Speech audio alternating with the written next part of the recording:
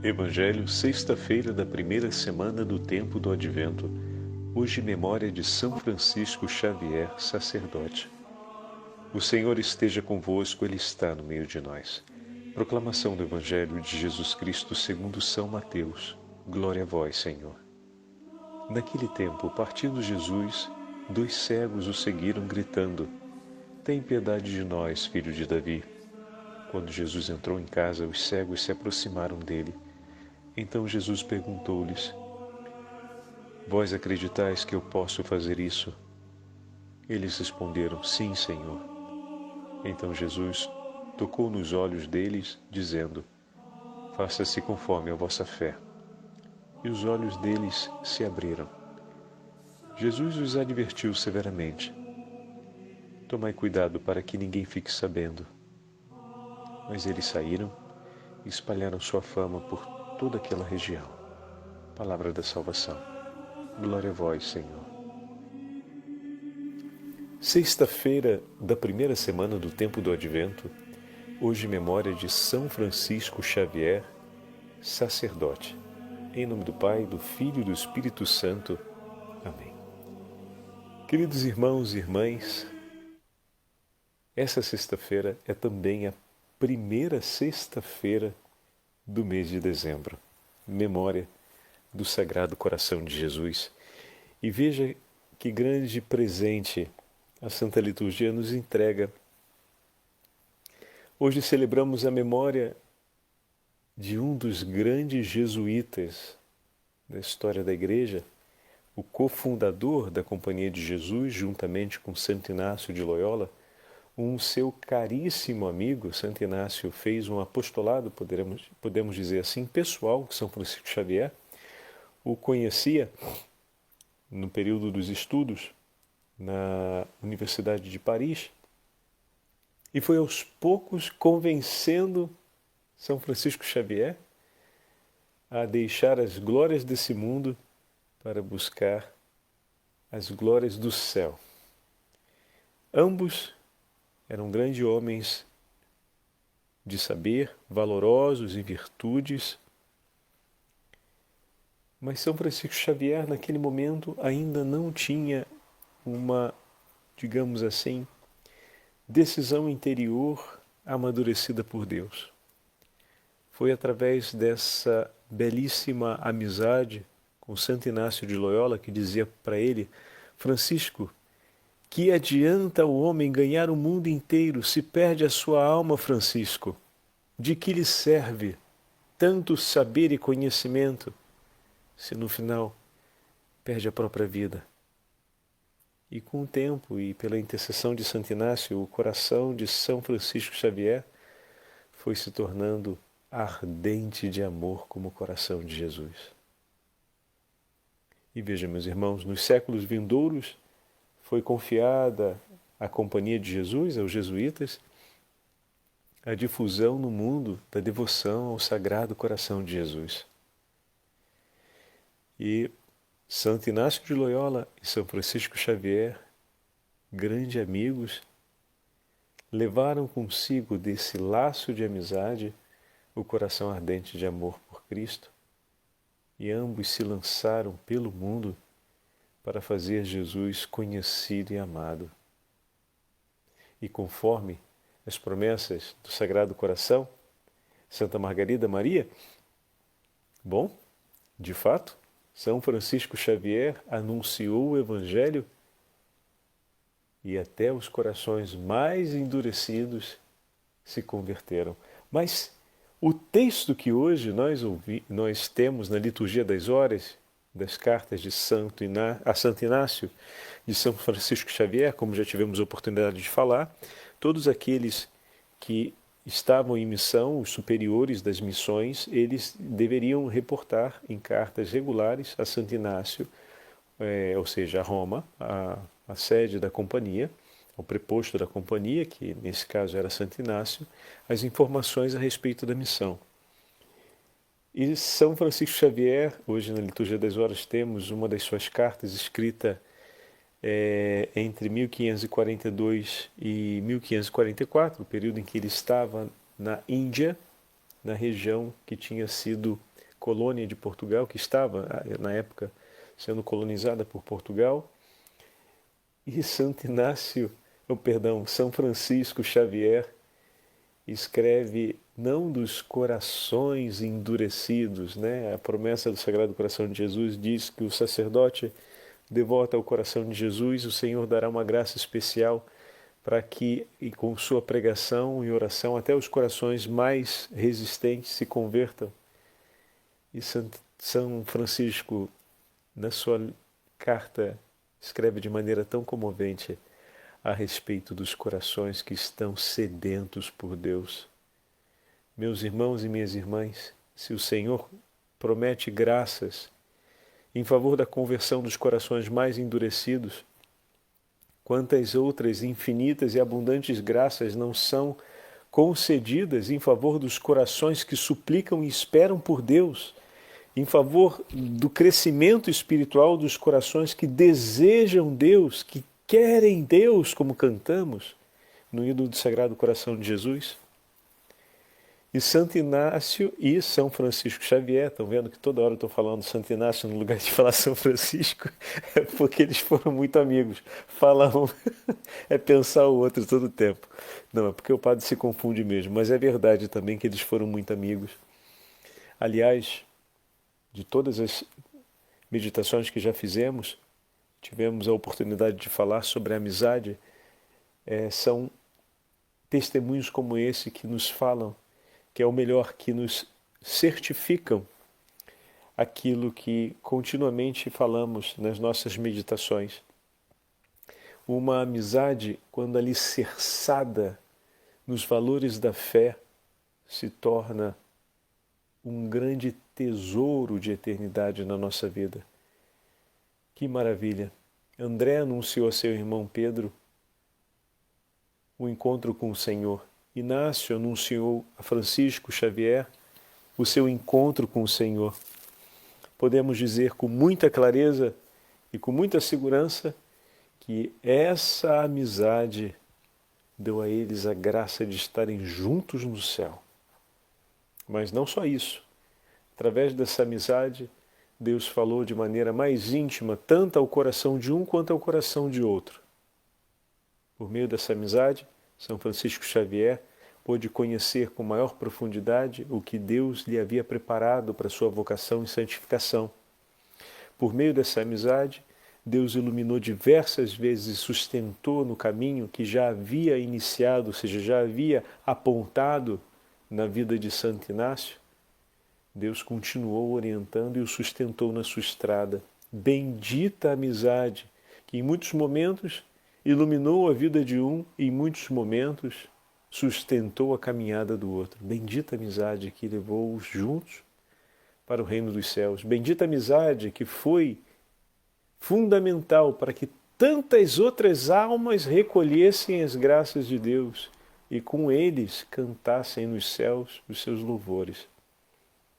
Veja, meus irmãos, uma amizade santa, quanta graça e quanto bem não distribui sobre a face da terra. E como é importante que os amigos falem das coisas de Deus e dividam essas ocasiões, como São Francisco escreve para Santo Inácio, e nós vamos ouvir já já. Curiosamente, hoje o Evangelho também apresenta dois cegos. Bom, como sabemos, Mateus ele sempre coloca em abundância. Então, na narrativa de Mateus não é apenas um cego, são dois cegos que dizem Jesus, filho de Davi. A narrativa ela tem um caráter um pouco mais enxuto do que a narrativa de Lucas. A narrativa lucana ela é mais rica, mais viva de elementos. Na narrativa de Mateus, o Senhor partiu dali e dois cegos vinham atrás dele. Não estão à beira do caminho.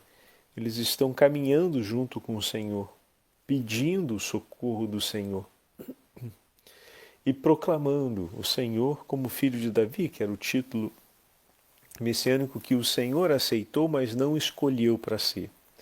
Porque o título de filho de Davi estava muito ligado à questão da espera, salientava de maneira mais evidente ou de maneira mais intensa, né? Melhor dizer, salientava de maneira mais intensa a espera ou a expectativa humana do Messias, que viesse para libertar Israel da opressão dos seus inimigos, que nesse caso era o Império Romano e todos os demais povos que poderiam com o tempo se levantar contra Israel.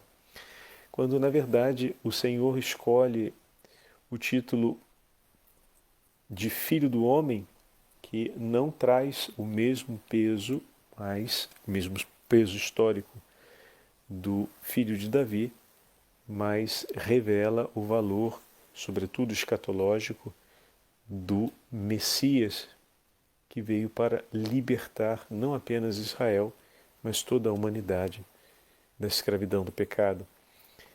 E os dois vão dizendo: Filho de Davi, tende compaixão de nós, conforme nós já conhecemos nos outros textos. Poderíamos dizer que também são dois amigos.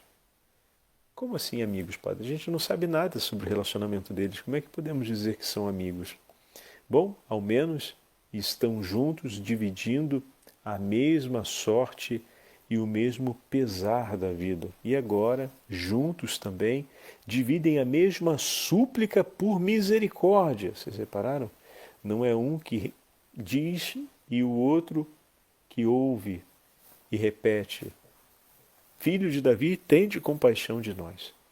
Juntos estão na dor, juntos também estão na súplica pela misericórdia. Juntos esperam o socorro que vem de Cristo. Juntos elevam as vozes para o céu. O que podemos dizer que, na verdade, tantas coisas dividiam em comum. Dividiam o mesmo sofrimento, dividiam a mesma esperança, dividiam agora a mesma estrada e dividiam agora a mesma oração, a mesma petição ao Senhor.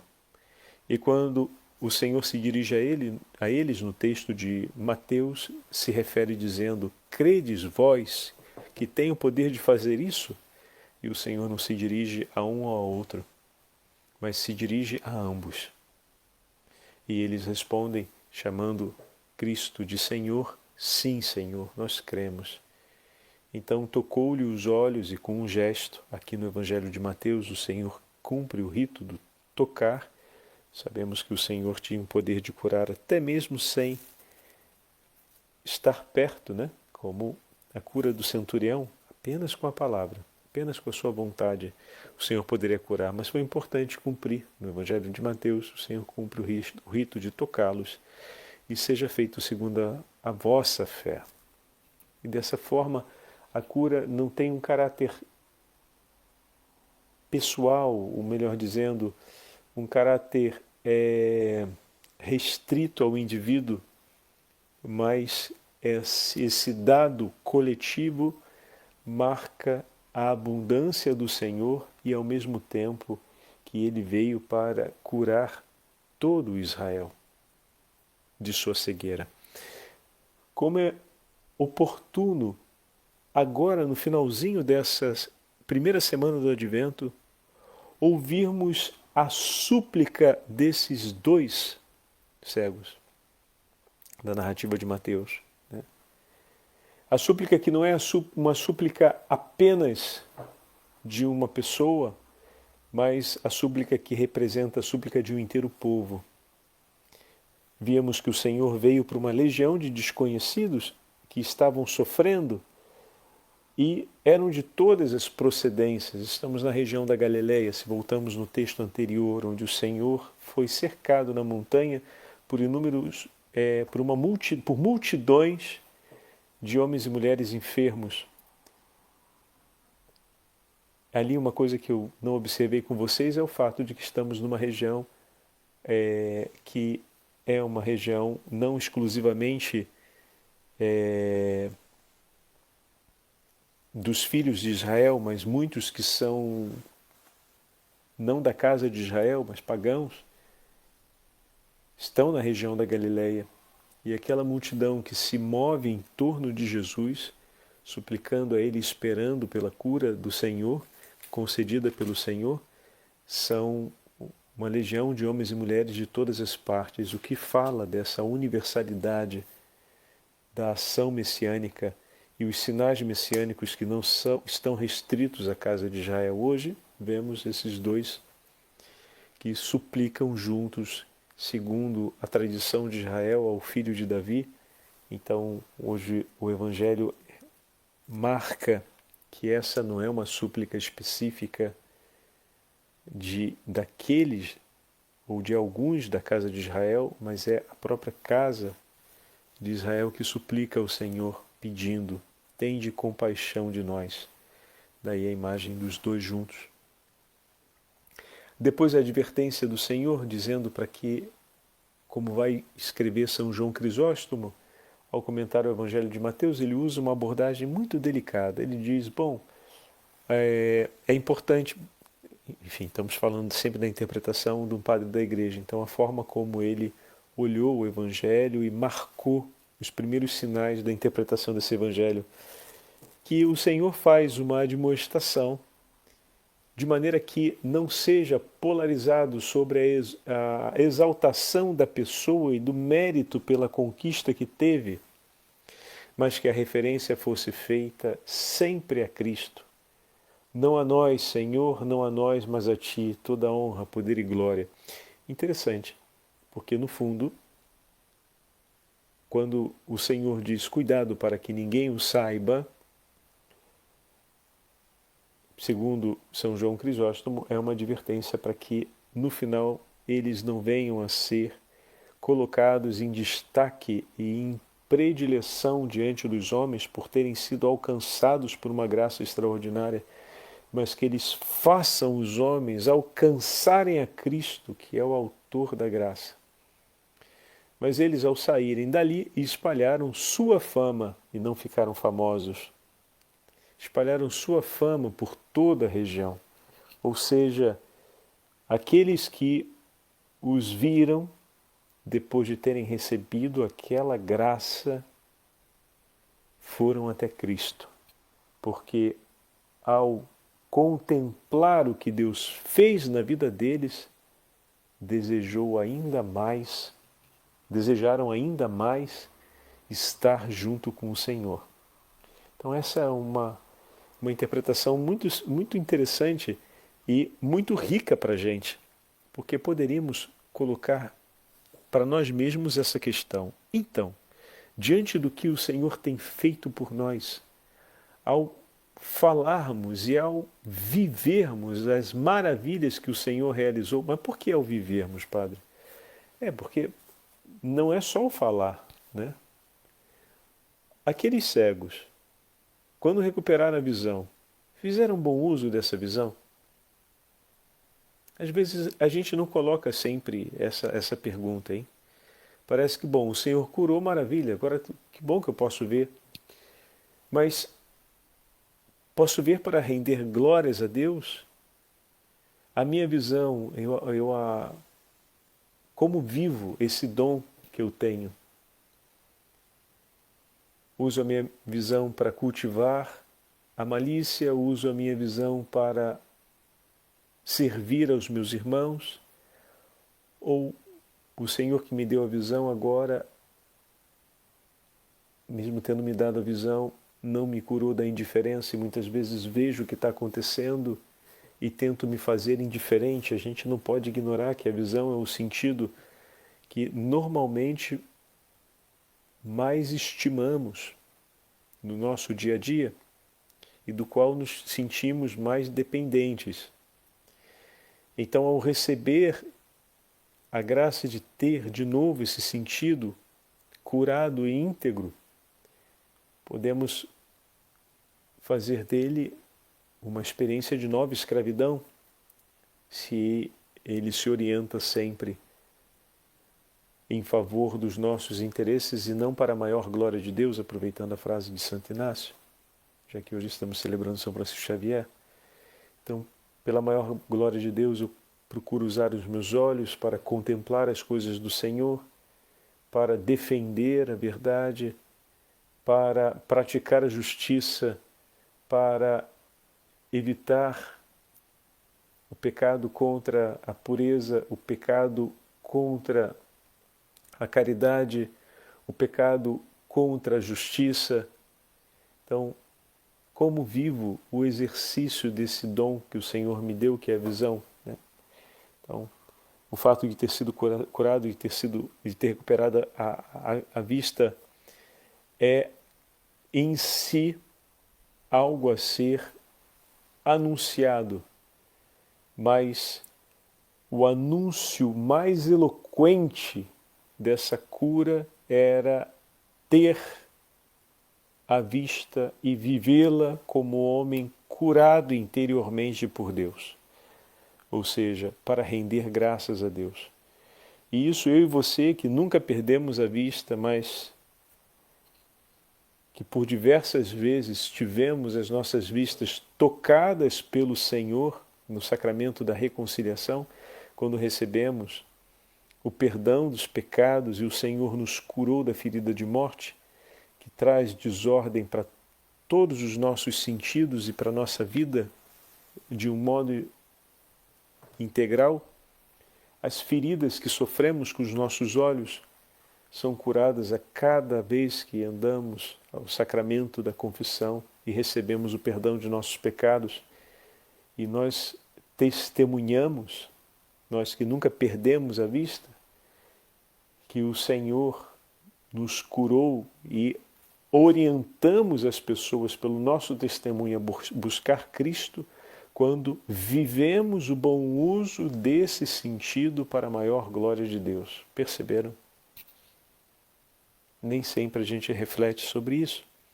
A gente para no fato de que antes não via, agora vê e pronto, está ali, está tudo completou. A coisa se satisfaz aqui.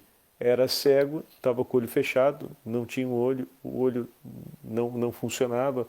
Enfim, podemos fazer inúmeras classificatórias sobre a qualidade ou a natureza da cegueira, mas não via, agora vê e pronto. Tudo se resolveu ali. Isso já basta, glorifiquemos a Deus. Glória maior é dada ao Senhor quando, vendo, faz bom uso da visão. Quando, vendo, vive para glorificar o nome de Deus. Vive para a maior glória de Deus, esse tesouro que é o sentido da visão, né? E isso toca e alcança a nós. Nunca perdemos a nossa visão e podemos olhar para a cura desses cegos e pensar no que eles estão passando e o que eles estão fazendo, estão anunciando a todas as pessoas, estão espalhando na região a fama do Senhor. E não espalham isso só mostrando os olhos que agora gozam de saúde, mas espalham isso mostrando a forma como vivem o dom que receberam de Deus. E nós somos chamados a testemunhar Cristo assim, digamos, nessa segunda parte da história. Nós que nunca perdemos a visão. Que maravilha!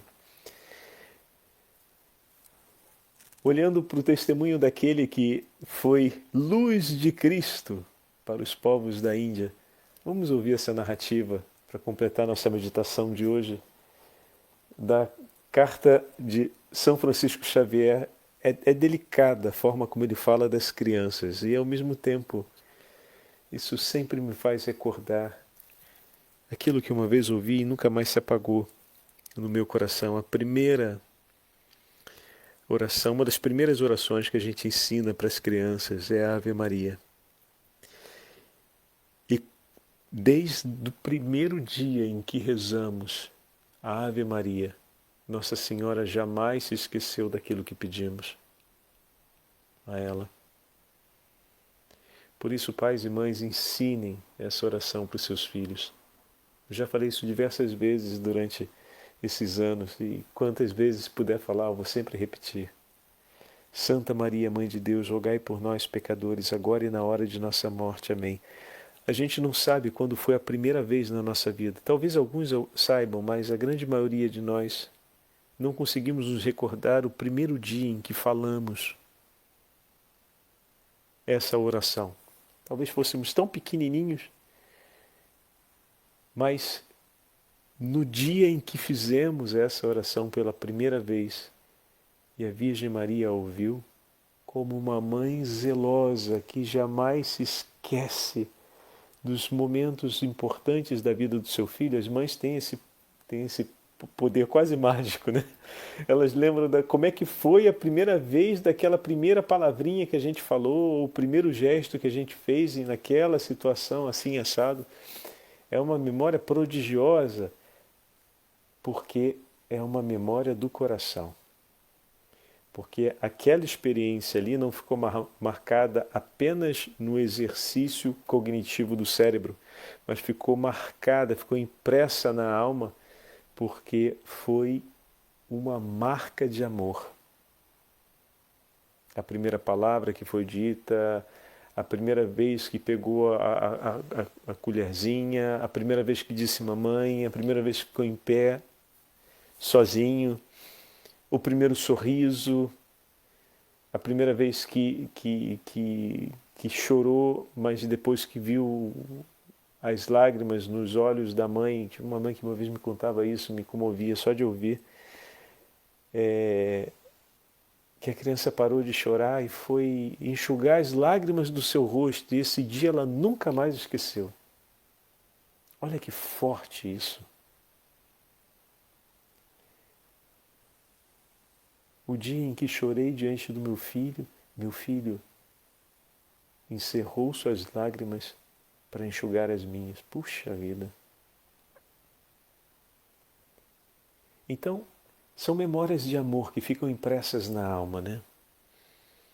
E São Francisco Xavier hoje vai falar para a gente sobre as crianças, a sede que as crianças tinham por Deus e a alegria que ele teve de ensinar para milhares de crianças a oração da Ave Maria e do Pai Nosso. Vamos ouvir esse trechinho de uma de suas cartas a Santo Inácio. Percorremos as aldeias dos neófitos que receberam os sacramentos cristãos há poucos anos. Esta região não é cultivada pelos portugueses, já que é muito estéril e pobre como terreno. E os cristãos indígenas, por falta de sacerdotes, não sabem a não ser que são cristãos. Não há ninguém que celebre para eles as sagradas funções litúrgicas. Ninguém que lhes ensine o credo, o Pai Nosso, a Ave Maria e os mandamentos da lei de Deus. Desde que aqui cheguei, não parei um só instante, visitando com frequência as aldeias, lavando na água sagrada do batismo os meninos ainda não batizados. Assim purifiquei grandíssimo número de crianças, que, como se diz, não sabem absolutamente distinguir entre direita e esquerda. Estas crianças não me permitiam recitar o ofício divino, nem comer, nem dormir, enquanto não lhes ensinasse alguma oração. Foi assim que comecei a perceber que delas é o reino dos céus. À vista disto, como não podia, sem culpa, recusar pedido tão santo, começando pelo testemunho do Pai, do Filho e do Espírito Santo, com o sinal da cruz, ensinava-lhes então o credo dos apóstolos, o Pai Nosso e a oração da Ave Maria. Observei que são muito inteligentes. Se houvesse quem os instruísse nos preceitos cristãos, eu não duvido que seriam excelentes cristãos. Nestas paragens, são muitíssimos aqueles que não se tornam cristãos simplesmente por falta de quem os faça tais. Que essas palavras de São Francisco Xavier ecoem no nosso coração a urgência e a prontidão de querer sempre anunciar o nome do Senhor e de fazer com que a celebração da nossa fé seja uma alegria e uma verdade no meio de nós. Temos tantos recursos, tivemos a graça de ter catequistas, de nascer no seio de uma comunidade cristã, de ter os sacerdotes próximos da gente, de celebrarmos as festas cristãs e estamos nos preparando para a celebração do Natal. Olha, temos tudo para sermos grandes cristãos e homens e mulheres de viva evangelização, e que pela intercessão de São Francisco Xavier assim vivamos. O Senhor esteja convosco, Ele está no meio de nós. Pela intercessão da Virgem Maria, de São Francisco Xavier e de todos os santos da família jesuíta, abençoe-vos o Deus Todo-Poderoso, Pai, Filho e Espírito Santo.